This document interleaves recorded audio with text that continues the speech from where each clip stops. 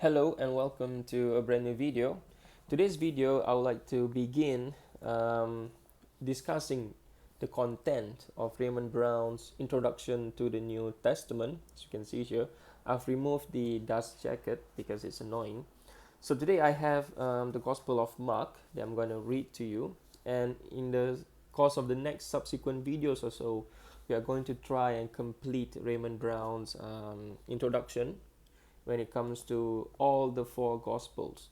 And in the future, I might think about doing Paul first. But there are a couple of books on Paul that I would like to read first before I actually discuss this on camera. So, the Gospel according to Mark. This is Raymond Brown's introduction to the New Testament. As you can see, it is jam-packed of information. But this is my favorite introduction to the New Testament. I've used a lot of introduction to the New Testament, probably 5 or 6, and I also have some evangelical introduction on my computer, but that's beside the point. Um, I'm reading here chapter 7, page 126. The first step in considering any book of the New Testament is to read it through slowly and attentively. And this is the advice of a lot of scholars, not just the late Father Raymond Brown. Careful reading should precede all scholarly speculation about the book. It is particularly important for the Gospels because people are often more familiar with them than with any other section of the New Testament. Unless they read carefully, their presuppositions rather than actual texts will overtaken them, will govern responses. To facilitate observant reading of Mark, the general analysis will ignore the prehistory of the materials and treat the narrative as it has come to us. So Raymond Brown, in his introduction here, and he does that for a lot of the books, he doesn't really discuss the prehistory, the Markan community, and so on and so forth. Although he does touch about it, but very brief, almost in passing. Now, general analysis of the message, of the Gospel of Mark. What is the message of Gospel of Mark about? Many scholars find a major dividing point in Mark chapter 8, approximately halfway through the account of Jesus' ministry. There, after having been consistently rejected and misunderstood, despite all he has said and done, Jesus starts to proclaim the necessity of the suffering, death, and resurrection of the Son of Man in God's plan. This development, which serves to reveal the Christological identity of Jesus, is meant by Mark to teach a lesson. Readers can learn much about Jesus from the traditions of his parables and mighty deeds, but unless that is intimately combined with the picture of his victory through suffering, they cannot understand him or the vocation of his followers. Now, I'm going to give you a brief summary of the information here, as you can see. Basically, in the brief summary, Mark was probably written around the year 60 to 75, most likely, according to Raymond Brown, between 68 and 73. The author attributed to Mark, the follower and interpreter of Peter, usually identified as John Mark of Acts, whose mother had a house in Jerusalem. He accompanied Barnabas and Paul on the first Paul missionary journey and may have helped Peter and Paul in Rome in the 60s. Again, this is not in the New Testament. This is from tradition, like letters of Clement, for example, Clement of Rome. Some who reject this attribution allow that the author may have been an otherwise unknown Christian named Mark, or we don't even know, who he was. The author is a Greek speaker who was not an eyewitness of Jesus' ministry. Okay? This is Raymond Brown himself said, one of the greatest scholar of the New Testament in the 20th century. He died in 1998, the late Father Brown. Where was I? Yeah. He was probably around the area, the geography of Palestine, ancient Palestine. He drew on pre-shaped traditions about Jesus, probably oral sources, or probably written, according to Raymond Brown here, and addressed himself to a community that seemingly had undergone persecution and failure. What is the failure and what is the persecution? We will get to know once we start reading Raymond Brown's work according to the Gospel of Mark. Now I've read, but I just want to make this video and to go through and relearn what I've read. Where was this gospel written? The church tradition had it that it was written in Rome, where Christians were persecuted by Nero during those period of time. Otherwise, another tradition is that it is written in Syria, the northern Transjordan, and probably Galilee, although a lot of scholars don't think so. If it is not in Rome, I believe that it is probably written in Syria. Again, because that's Syria has a lot of Gentile church, as well in Rome, but it is tradition had it in Rome. So, but I believe it's Syria. Again, we do not have to discuss this in this video. Okay, Mark probably ended in chapter 16 verse 8. So the other endings of chapter 16 verse 9 to 20 is an interpolation, and this is according to the opinion of most scholars, because our ancient manuscript of Mark doesn't come with chapter 16 verse 9 to 20. So now page 128 we shall begin. Part 1, Ministry of Healing and Preaching in Galilee, and this is found in chapter 1 verse 1 to chapter 8 verse 26. Mark, like the other gospel, prefaces the beginning of Jesus' public activities with John the Baptist's proclamation. Then the first half of the gospel describes a ministry of preaching and powerful deeds, like healing, multiplying the loaves, calming the storm, and teaching in Galilee. Although Jesus attracts great interest, he struggles with demons, with misunderstanding.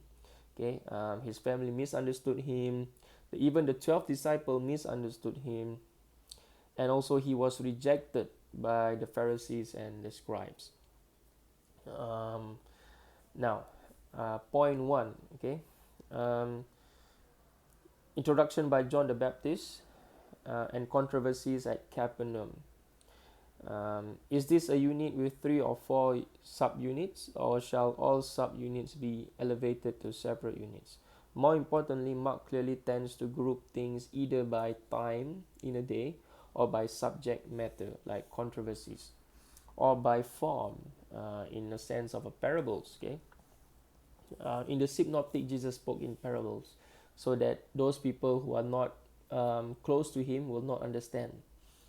In John, Jesus never spoke in parables. Jesus spoke a lengthy speech that is not found in the synoptics. So Mark's opening chapter, chapter 1, verse 1 to 15, presents the beginning of the gospel of Jesus Christ as the fulfillment of Malachi, chapter 3, verse 1, and Isaiah 40, verse 3. John the Baptist is the prophesied messenger, crying in the wilderness to prepare the way of the Lord. That preparation consists in announcing the one who will baptize with the Holy Spirit, okay, namely Jesus. A voice from heaven, okay, echoing Psalm 20, chapter 2, verse 7, and Isaiah 42, verse 1, okay, speaks to him as God's beloved Son, and at his baptism the Spirit descends. The affirmation that Jesus was tested by Satan, okay, which is the opponent, the opposition of the Spirit, and that John the Baptist was arrested, suggests to the reader from the start that Jesus' proclamation of the kingdom will encounter major obstacles. Okay, meaning Jesus will be hindered by the disciples not knowing who he was, don't really understand him until chapter 8. But even so, throughout the entire Mark's gospel, the disciples never understood who Jesus really was. Although some would translate the proclamation to mean that the kingdom or rule of God has come, the best translation of the verb "agazin" is probably "come near." So Raymond Brown here, he is not presenting the opinion of majority of the scholarly works that I read. And this is really interesting. This really strikes me. Because according to most scholars, Mark failed in his prophecy because the kingdom, okay, has come. But according to Raymond Brown, the kingdom instead will come near, meaning it will soon to come. Okay, but how soon this is, according to Mark, Mark portrays that within the disciples' own lifetime, okay, the kingdom will come. That is in the narrative of Mark. But if we go behind the narrative of Mark, and we really trying to look into the historical community of the author who actually wrote the Gospel of Mark, because we don't believe that it is actually John Mark, as Raymond Brown stated clearly in I've read in the passages before this. So if we put ourselves in the community of the author, okay, meaning the author believe that within his own lifetime Jesus will come back. The parousia, the coming of Jesus, will come back within his own lifetime. And so this is really interesting. There are many layers to read the New Testament. And I'm coming not from a theological perspective, obviously. I'm not a Christian. But I'm coming from a historical and social context, because I really want to know the community behind the author. Yeah, because if I know the community and understand who they are and who they were and what they really do, what they did, then it helps me to understand the early Christians, okay, and who were they to begin with, and how did the message spread. And so that is one of the works I love about Raymond Brown's Introduction to the New Testament, and that he allows this discussion, like he gets the reader to think, and he doesn't really give you the answer. He makes you think, and that is really interesting about his Introduction to the New Testament. And Bruce Metzger really say that this is the best introductory to the New Testament. And having read a lot of introductory to the New Testament, again, this is really on par with Bart Ehrman's textbook. I would not say either one is better. I would say that use both of these, because Bart Ehrman really emphasized on the different historical narrative. He has the thematic approach, the genre criticism, okay, the comparative method, and so Bart Ehrman's book really helps you to get behind the community of the New Testament authors, whereby Raymond Brown really helps you to understand the community from the text itself. Okay, and there are many layers to it, and so I use both of the introductory textbook cohesively. There's one more textbook by Delbert Burkett, published by Cambridge University Press. That is also wonderful. Very, very great book. Now let's continue here. We will finish off, because I do not want to make this video too long.